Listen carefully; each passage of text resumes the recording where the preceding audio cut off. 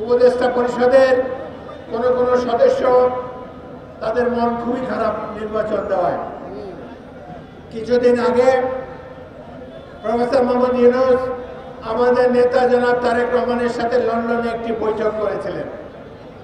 সেই বৈঠকে তিনি ওয়াদা করেছিলেন যে ফেব্রুয়ারি মাসের মধ্যে জাতীয় সংসদ নির্বাচন দেবেন। আমি এই সভামঞ্চ থেকে তাকে আন্তরিক ধন্যবাদ জানাতে চাই, তিনি তার কথা রেখেছেন।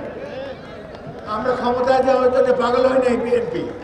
জনগণ যখনই যদি সুষ্ঠু নির্বাচন হয়, যদি আমাদেরকে দায়িত্ব দেয়, আমরা ইনশাল্লাহ দায়িত্ব পালন করব। এই দল জিয়াউর রহমানের দল, বাংলাদেশি জাতীয়তাবাদের ধারক অনুসারী একটি রাজনৈতিক দল। আমরা জনকল্যাণের জন্য রাজনীতি করি, কিন্তু দেখা যাচ্ছে দুই একটি দল যাদের জনসমর্থন নাই, এদের মধ্যে কেউ 1971 মুক্তিযুদ্ধের বিরোধিতা করেছিল।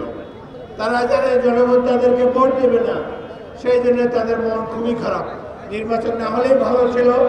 তারা এই গত এক বছরের নির্বাচনের স্বাদ কিছুটা অনুভব করতে পেরেছে। তারা চেয়েছিল এই বছর এইভাবেই তারা দিন কাটিয়ে দেবে।